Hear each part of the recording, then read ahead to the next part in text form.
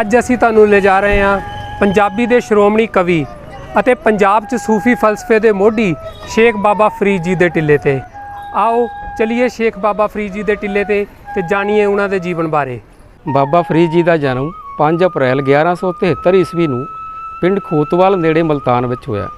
ਆਪ ਦੇ ਪਿਤਾ ਜੀ ਦਾ ਨਾਂ ਸ਼ੇਖ ਜਮਾਲਉਦੀਨ ਅਤੇ ਮਾਤਾ ਦਾ ਨਾਂ ਬੀਬੀ ਮਰੀਮ ਸੀ। ਬੀਬੀ ਮਰੀਮ ਬਹੁਤ ਹੀ ਨੇਕ ਸੁਭਾਅ, ਧਾਰਮਿਕ ਅਕੀਦੇ ਅਤੇ ਤਪਸਵੀ ਔਰਤ ਸੀ।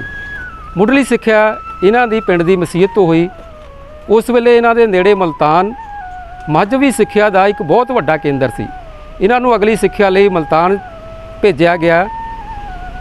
ਬਹੁਤ ਹੀ ਛੋਟੀ ਉਮਰ ਦੇ ਵਿੱਚ, ਮਹਿਜ 16 ਸਾਲ ਦੀ ਉਮਰ ਵਿੱਚ ਇਹਨਾਂ ਨੇ ਮੱਕਾ ਮਦੀਨਾ ਦੀ ਹੱਜ ਦੀ ਯਾਤਰਾ ਕਰ ਲਈ ਸੀ।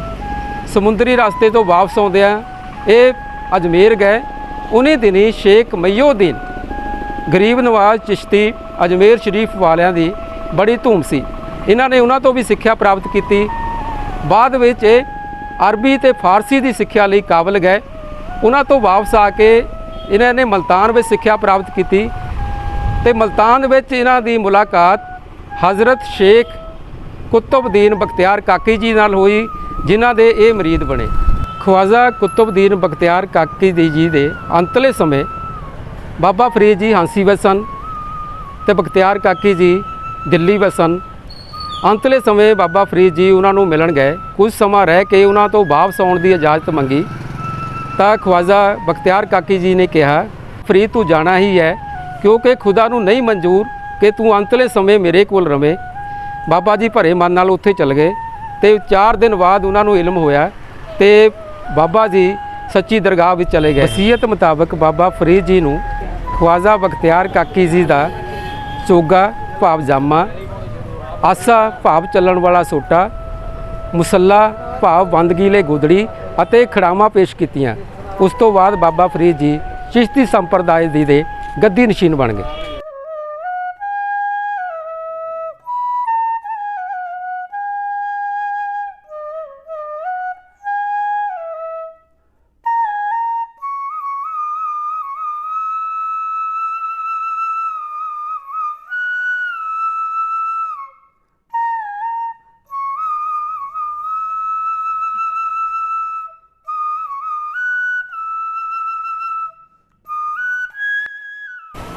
ਹੁਣ ਅਸੀਂ ਪਹੁੰਚ ਚੁੱਕੇ ਹਾਂ ਟਿੱਲਾ ਬਾਬਾ ਸ਼ੇਖ ਫਰੀਦ।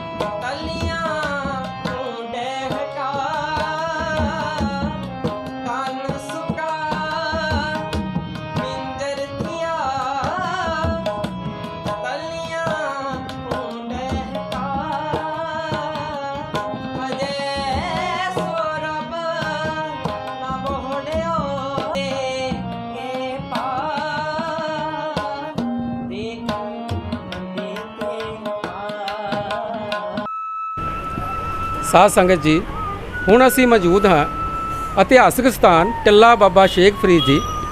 ਇਸ ਸਥਾਨ ਦੇ ਮੁੱਖ ਸੇਵਾਦਾਰ ਸਰਦਾਰ ਇੰਦਰਜੀਤ ਸਿੰਘ ਜੀ ਖਾਲਸਾ ਅਤੇ ਉਹਨਾਂ ਦੇ ਸਹਾਇਕ ਸੇਵਾਦਾਰ ਮਹੀਪਿੰਦਰ ਸਿੰਘ ਜੀ ਜੋ ਸੇਵਾ ਇਸ ਸਥਾਨ ਦੀ ਕਰ ਰਹੇ ਹਨ।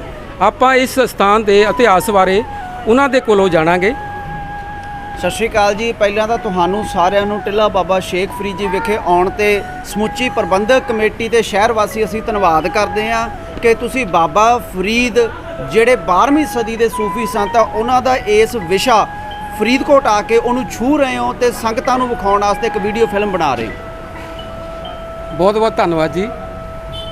ਸਰਦਾਰ ਮਹੀਪਿੰਦਰ ਸਿੰਘ ਜੀ, ਸਾਨੂੰ ਇਹ ਦੱਸੋ ਕਿ ਇਸ ਸਥਾਨ ਦੀ ਬਾਬਾ ਸ਼ੇਖ ਫਰੀਦ ਜੀ ਦੇ ਨਾਲ ਕੀ ਸੰਬੰਧ ਰਹੇ? ਸਾਲ 1969 ਦੇ ਵਿੱਚ ਇਸ ਮੌਜੂਦਾ ਪ੍ਰਬੰਧਕ ਕਮੇਟੀ ਕੋਲੋਂ ਇਸ ਸਥਾਨ ਦੀ ਸੇਵਾ ਪਹੁੰਚੀ।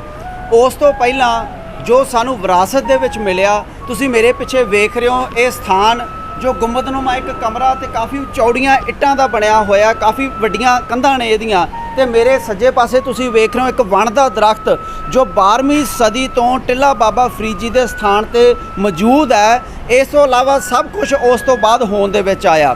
ਇਤਿਹਾਸ ਇਹ ਹੈ ਕਿ 12ਵੀਂ ਸਦੀ ਦੇ ਵਿੱਚ ਜਦੋਂ ਬਾਬਾ ਸ਼ੇਖ ਫਰੀਦ ਜੀ ਪਾਕਪਟਨ ਨੂੰ ਜਾ ਰਹੇ ਸੀ ਦਿੱਲੀ ਤੋਂ, ਤਾਂ ਰਾਹ ਦੇ ਵਿੱਚ ਉਹ ਫਰੀਦਕੋਟ ਰੁਕੇ। ਜਦੋਂ ਫਰੀਦਕੋਟ ਰੁਕੇ ਤਾਂ ਇੱਥੇ ਇੱਕ ਕਿਲੇ ਦੀ ਉਸਾਰੀ ਚੱਲ ਰਹੀ ਸੀ। ਉਸ ਸਮੇਂ ਇਹ ਸ਼ਹਿਰ ਦਾ ਨਾਮ ਸੀ ਮੋਕਲਹਰ ਤੇ ਰਾਜੇ ਦਾ ਨਾਮ ਸੀ ਮੋਕਲ ਸੀ। ਉਹਨੇ ਆਪਦੇ ਨਾਮ ਤੇ ਇਹ ਸ਼ਹਿਰ ਵਸਾਇਆ ਹੋਇਆ ਸੀ।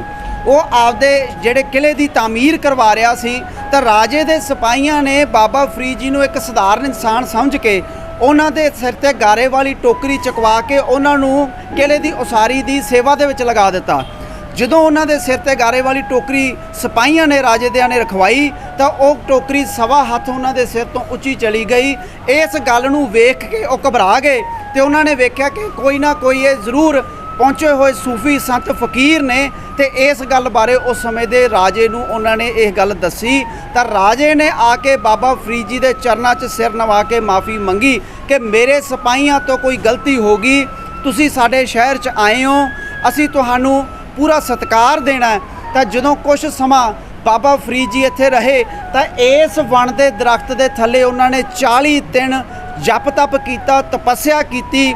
ਉਹਨੂੰ ਅਸੀਂ ਚਲੀਹਾ ਵੀ ਕਹਿ ਦਿੰਦੇ ਹਾਂ ਮੁਸਲਮਾਨਾਂ ਦੀ ਭਾਸ਼ਾ ਦੇ ਵਿੱਚ। ਤੇ ਉਹਨਾਂ ਨੇ ਕੱਟਿਆ ਤੇ ਉਸ ਤੋਂ ਬਾਅਦ ਬਾਬਾ ਫਰੀਦ ਜੀ ਇਸ ਸ਼ਹਿਰ ਨੂੰ ਛੱਡ ਕੇ ਪਾਕਪਟਨ ਪਾਕਿਸਤਾਨ ਨੂੰ ਚਲੇ ਗਏ।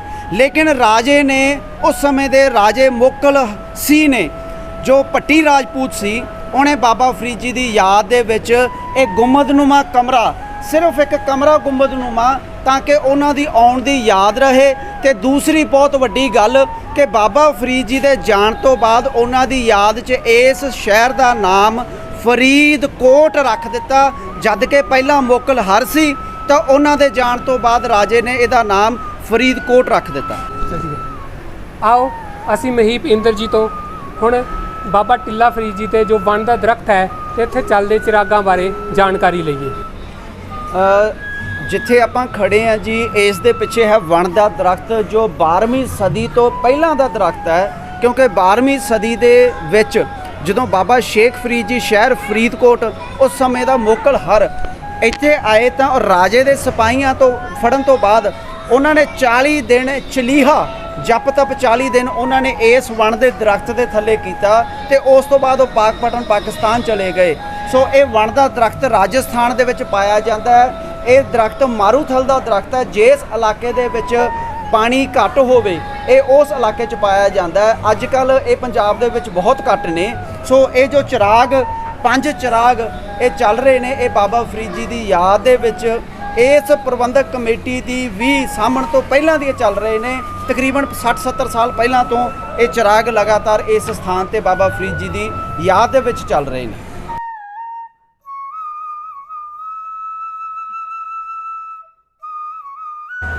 ਸ਼ੇਖ ਬਾਬਾ ਫਰੀਦ ਜੀ ਦੇ ਟਿੱਲੇ ਤੇ ਇੱਕ ਵਣ ਦਾ ਦਰਖਤ ਹੈ ਜੋ ਕਿ ਅੱਜ ਵੀ ਹਰਿਆ ਭਰਿਆ ਹੈ।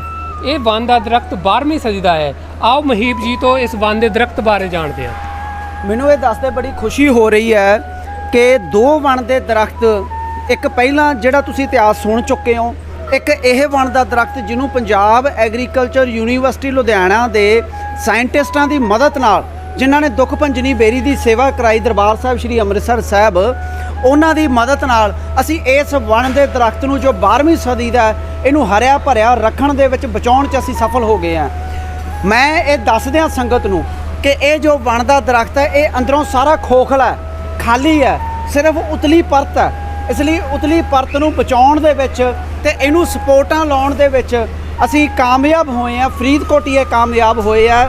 ਸੋ ਇਹ ਵਣ ਦਾ ਦਰਖਤ ਅੱਜ ਵੀ ਬਾਬਾ ਫਰੀਦ ਜੀ ਦੀ ਯਾਦ ਦੇ ਵਜੋਂ ਇਸ ਸਥਾਨ ਤੇ ਹਰਿਆ ਭਰਿਆ ਖੜਾ।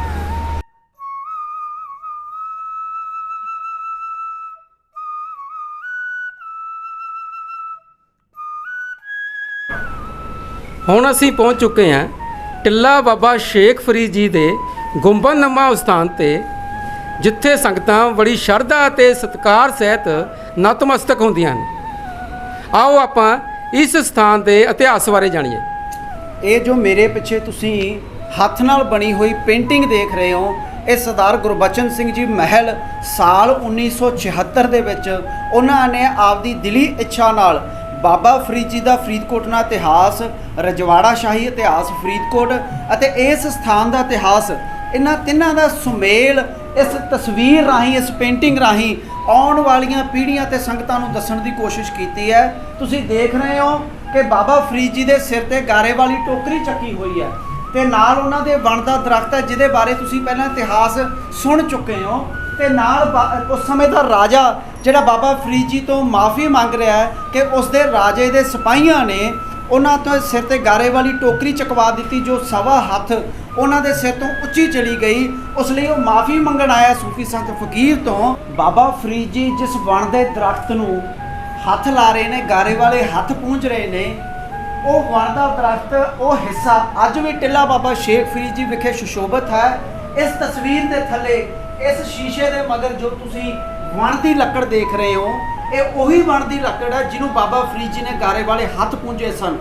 ਆਮ ਤੌਰ ਤੇ ਇਹ ਕਿਹਾ ਜਾਂਦਾ ਹੈ ਕਿ ਪੰਜਾਬ ਦੇ ਵਿੱਚ ਇਤਿਹਾਸ ਤੇ ਮਿਥਿਹਾਸ ਬਹੁਤ ਹੈ, ਦੰਦ ਕਥਾਵਾਂ ਬਹੁਤ ਹੈ, ਲੇਕਿਨ ਜਦੋਂ ਰਾਜਿਆਂ ਦਾ ਰਾਜ ਹੁੰਦਾ ਸੀ ਤਾਂ ਉਸ ਸਮੇਂ ਇੱਕ ਸਟੇਟ ਗੈਜ਼ਟੀਅਰ ਛਪਦਾ ਹੁੰਦਾ ਸੀ, ਜਿਹਦੇ ਵਿੱਚ ਉਸ ਇਲਾਕੇ ਦਾ ਇਤਿਹਾਸ, ਉੱਥੇ ਕਿੰਨਾ ਰਕਬਾ ਨਹਿਰ ਦੇ ਪਾਣੀ ਹੇਠ ਹੈ, ਕਿੰਨੇ ਪਿੰਡ ਨੇ, ਸ਼ਹਿਰ ਦੇ ਵਿੱਚ ਕਿੰਨੀ ਆਬਾਦੀ ਹੈ ਤੇ ਕੀ ਕੁਝ ਬਣਿਆ ਹੋਇਆ, ਉਹ ਛਪਦਾ ਸੀ। ਤੇ ਉਸ ਗੈਜ਼ਟੀਅਰਾਂ ਦੇ ਵਿੱਚ ਪਿਛਲੇ ਕਈ ਸਦੀਆਂ ਤੋਂ ਇਹ ਛਪਦਾ ਆ ਰਿਹਾ ਸੀ ਕਿ ਬਾਬਾ ਫਰੀਦ ਜੀ ਦਾ ਇਤਿਹਾਸ, ਇਸ ਵਣ ਦੀ ਲੱਕੜ, ਸ਼ਹਿਰ ਫਰੀਦਕੋਟ, ਜਿਹਦਾ ਨਾਮ ਪਹਿਲਾਂ ਮੋਕਲ ਹਰ ਸੀ ਕਿਉਂਕਿ ਰਾਜੇ ਨੇ ਆਪਦੇ ਨਾਮ ਤੇ ਉਹਦਾ ਨਾਮ ਰੱਖਿਆ ਸੀ, ਕਿਉਂਕਿ ਰਾਜੇ ਦਾ ਨਾਮ ਸੀ ਮੋਕਲ ਸੀ।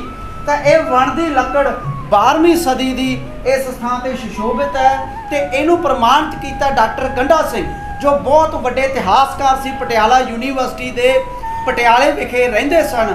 ਉਹਨਾਂ ਨੇ ਇੱਕ ਚਿੱਠੀ ਰਾਹੀਂ ਸਾਨੂੰ ਇਹ ਪ੍ਰਮਾਣਿਤ ਕਰਕੇ ਦਿੱਤਾ। ਇਹਦਾ ਇੱਕ ਟੁਕੜਾ ਲੈ ਕੇ ਉਸ ਟੁਕੜੇ ਨੂੰ ਚੰਗੀ ਤਰ੍ਹਾਂ ਪਰਖਣ ਤੋਂ ਬਾਅਦ ਸਾਨੂੰ ਪ੍ਰਮਾਣ ਪੱਤਰ ਦਿੱਤਾ ਕਿ ਇਹ ਵਾਕਈ ਹੀ 12ਵੀਂ ਸਦੀ ਦੀ ਵਣ ਦੀ ਲੱਕੜ ਹੈ। ਇਸ ਸਥਾਨ ਦੇ ਉੱਤੇ ਆ ਕੇ ਇਸ ਇਲਾਕੇ ਤੋਂ, ਪੰਜਾਬ ਤੋਂ, ਦੇਸ਼ਾਂ ਵਿਦੇਸ਼ਾਂ ਤੋਂ ਸੰਗਤਾਂ ਜਿਹੜੀਆਂ ਨਤਮਸਤਕ ਹੁੰਦੀਆਂ ਬਾਬਾ ਫਰੀਦ ਜੀ ਦੀ ਯਾਦ ਦੇ ਵਿੱਚ। ਬਾਬਾ ਫਰੀਦ ਜੀ ਮਿਠਾਸ ਦਾ ਖਜ਼ਾਨਾ ਸਨ, ਇਸ ਲਈ ਉਹਨਾਂ ਨੂੰ ਸ਼ੱਕਰਗੰਜ ਵੀ ਕਿਹਾ ਜਾਂਦਾ ਹੈ। ਇੱਥੇ ਆਉਣ ਵਾਲੀਆਂ ਸੰਗਤਾਂ ਨੂੰ ਸ਼ੱਕਰ ਅਤੇ ਮਿਸ਼ਰੀ ਦਾ ਪ੍ਰਸ਼ਾਦ ਦਿੱਤਾ ਜਾਂਦਾ ਹੈ। ਸਾਡੇ ਨਾਲ ਸਾਡੀ ਟੀਮ ਦੇ ਮੈਂਬਰ ਤੇ ਇੱਕ ਗਵਰਨਮੈਂਟ ਟੀਚਰ ਮੌਜੂਦ ਨੇ, ਵਿਜੇ ਕੁਮਾਰ ਜੀ। ਆਓ ਉਹਨਾਂ ਤੋਂ ਬਾਬਾ ਫਰੀਦ ਜੀ ਬਾਰੇ ਕੁਝ ਜਾਣਦੇ ਹਾਂ। ਬਾਬਾ ਫਰੀਦ ਜੀ ਇੱਕ ਸਬਰ ਸੰਤੋਖ ਦੀ ਮੂਰਤ ਤੇ ਬੜੇ ਹੀ ਮਿੱਠ ਬੋਲੜੇ ਸੁਭਾਅ ਦੇ ਮਾਲਕ ਸਨ, ਜਿਸ ਕਰਕੇ ਉਹਨਾਂ ਨੂੰ ਸ਼ੱਕਰਗੰਜ ਵੀ ਕਿਹਾ ਜਾਂਦਾ ਸੀ। ਵੈਸੇ ਤਾਂ ਸ਼ੱਕਰਗੰਜ ਕਿਉਂ ਕਿਹਾ ਜਾਂਦਾ, ਇਹਦੇ ਨਾਲ ਬਹੁਤ ਸਾਰੀਆਂ ਸਾਖੀਆਂ ਮੌਜੂਦ ਨੇ। ਬਾਬਾ ਫਰੀਦ ਜੀ ਦਾ ਜਿਹੜਾ ਜੀਵਨ ਸੀ ਨਾ, ਉਹ ਬੜਾ ਸਾਦਾ ਤੇ ਬੜਾ ਸਿੰਪਲ ਸੀ, ਜੋ ਕਿ ਅੱਜ ਕੱਲ੍ਹ ਦੇ ਨੌਜਵਾਨਾਂ ਨੂੰ ਉਹਨਾਂ ਤੋਂ ਸਿੱਖਣਾ ਚਾਹੀਦਾ। ਪੰਜਾਬ ਸਕੂਲ ਸਿੱਖਿਆ ਬੋਰਡ ਨੇ ਆਪਣੇ ਵੱਖ-ਵੱਖ ਕਲਾਸਾਂ ਦੇ ਵਿੱਚ ਬਾਬਾ ਫਰੀਦ ਜੀ ਜਿਹੜੇ ਸਲੋਕ ਹੈ ਨਾ, ਉਹ ਦਰਜ ਕੀਤੇ ਹੋਏ ਆ, ਜਿਹੜੇ ਕਿ ਵਿਦਿਆਰਥੀਆਂ ਨੂੰ ਇੱਕ ਜੀਵਨ ਦੀ ਵਧੀਆ ਸੇਧ ਦੇ ਰਹੇ ਆ। ਇੱਕ ਉਹਨਾਂ ਦਾ ਸਲੋਕ ਹੈ, ਫਰੀਦਾ ਰੁੱਖੀ ਮਿੱਸੀ ਖਾਈ ਕੇ ਠੰਡਾ ਪਾਣੀ ਪੀ, ਦੇਖ ਪਰਾਈ ਚੋਪੜੀ ਨਾ ਤਰਸਾਓ ਜੀ। ਕਹਿਣ ਦਾ ਮਤਲਬ ਕਿ ਸਾਨੂੰ ਜਿਹੜੀ ਹੈ ਦੂਜੇ ਦੀ ਜਿਹੜੀ ਵਡਿਆਈ ਦੇਖ ਕੇ ਨਾ, ਉਹ ਦੁੱਖ 'ਚ ਨਹੀਂ ਹੋਣਾ ਚਾਹੀਦਾ, ਆਪਣੇ ਮਨ ਨੂੰ ਨਹੀਂ ਭਟਕਾਉਣਾ ਚਾਹੀਦਾ। ਆਪਣੇ ਮਨ ਨੂੰ ਨਹੀਂ ਭਟਕਾਉਣਾ ਚਾਹੀਦਾ। ਸੋ ਆਪਣਿਆਂ ਨੂੰ ਨੀਵਾਂ ਦੇਖਣਾ ਚਾਹੀਦਾ ਹੈ, ਤਾਂ ਕਿ ਜਿਹੜੀ ਸਾਡੀ ਜ਼ਿੰਦਗੀ ਜਿਹੜੀ ਆ ਉਹ ਵਧੀਆ ਬਸਰ ਹੋ ਸਕੇ। ਬਿਲਕੁਲ ਜੀ, ਬਿਲਕੁਲ।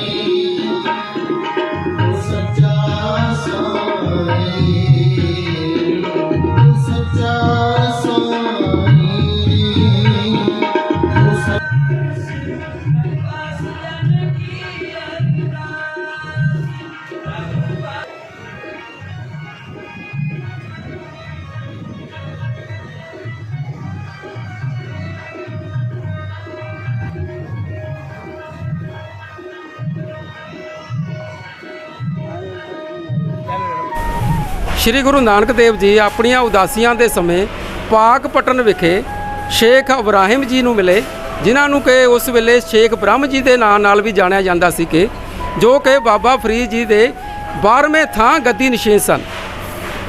ਉਹਨਾਂ ਤੋਂ ਬਾਬਾ ਗੁਰੂ ਨਾਨਕ ਦੇਵ ਜੀ ਨੇ ਬਾਬਾ ਫਰੀਦ ਜੀ ਦੀ ਬਾਣੀ ਇਕੱਤਰ ਕੀਤੀ, ਜੋ ਕਿ ਗੁਰੂ ਅਰਜਨ ਦੇਵ ਜੀ ਨੇ 1604 ਈਸਵੀ ਨੂੰ ਸ੍ਰੀ ਗੁਰੂ ਗ੍ਰੰਥ ਸਾਹਿਬ ਵਿੱਚ ਅੰਕਿਤ ਕੀਤੇ। ਸ੍ਰੀ ਗੁਰੂ ਗ੍ਰੰਥ ਸਾਹਿਬ ਵਿੱਚ ਬਾਬਾ ਫਰੀਦ ਜੀ ਦੇ 112 ਸ਼ਲੋਕ ਅਤੇ 4 ਸ਼ਬਦ, 2 ਸ਼ਬਦ ਰਾਗ ਆਸਾ ਵਿੱਚ, 2 ਸ਼ਬਦ ਰਾਗ ਸੂਹੀ ਲਲਿਤ ਵਿੱਚ ਸੁਸ਼ੋਭਿਤ ਹਨ।